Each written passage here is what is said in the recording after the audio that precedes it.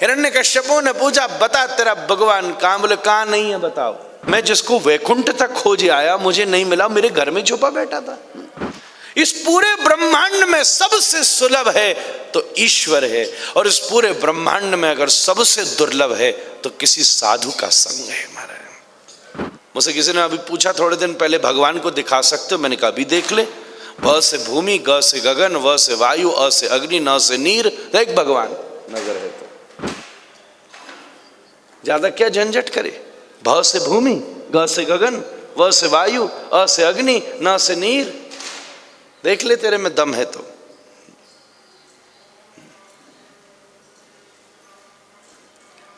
मैं कल मुंबासा में था, आप कई लोगों को पता है।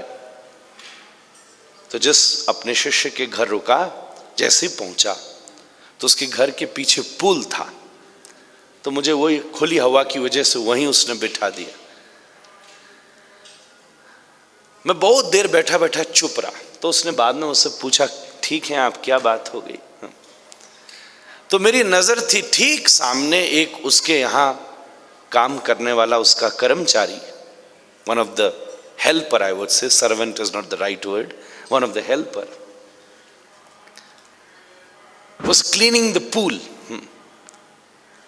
वो नेट होता उसके द्वारा ऐसे लीव्स निकाल रहा था, और मेरा हृदय कहता था वाह, मैं चूक गया था, कल गुंडीचा मार्जन का दिवस था।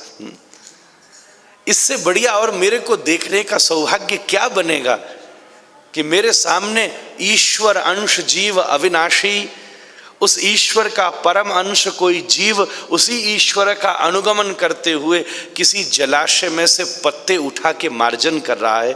देखने वाला व्यक्ति ये सोचेगा कि एक वर्कर पूल में से पत्ते हटा रहा है, पर वैष्णव तो ये देख सकता है कि महाप्रभु का कृपा अंश अपनी भावना से किसी गुंडीचा का मार्जन कर रहा है।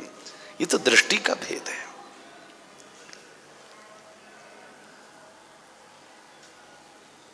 अब बात मेरी कठिन हो सकती है, अब जैसी हो सो ठीक है। मैं अपनी बिंदु पर आऊं। इतना सब आलोड्य सर्वशास्त्राणी विचार्य च पुनः पुनः, सारे शास्त्रों का आलोडन करके विचार करने के बाद हम इस निष्कर्ष पर पहुंचे कि भैया सब विद्वान आचार्य लोग बैठे हैं, भूल हो तो क्षमा कीजिएगा, भगवान से ज्यादा सुलभ कोई नहीं है। एकम सद्विप्रा बहुधा वदन्ति ही, भगवान से ज्यादा सुलभ कोई दूसरा नहीं है।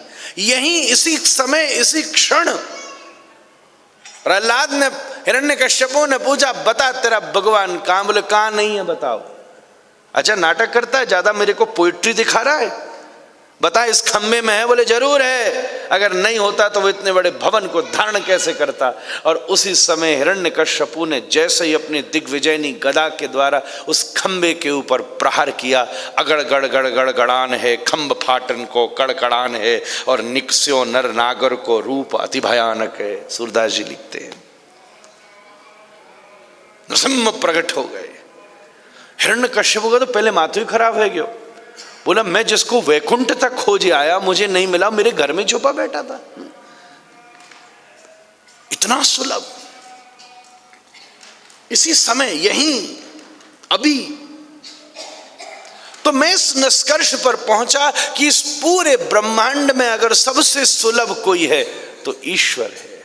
इतना सुलभ तो धन भी नहीं है, इतना सुलभ तो शरीर भी नहीं है, ये भी इतना सुलभ तो यश भी नहीं है जितना सुलभ ईश्वर है। इतना सुलभ इस पूरे ब्रह्मांड में सबसे सुलभ है तो ईश्वर है, और इस पूरे ब्रह्मांड में अगर सबसे दुर्लभ है तो किसी साधु का संग है। हमारा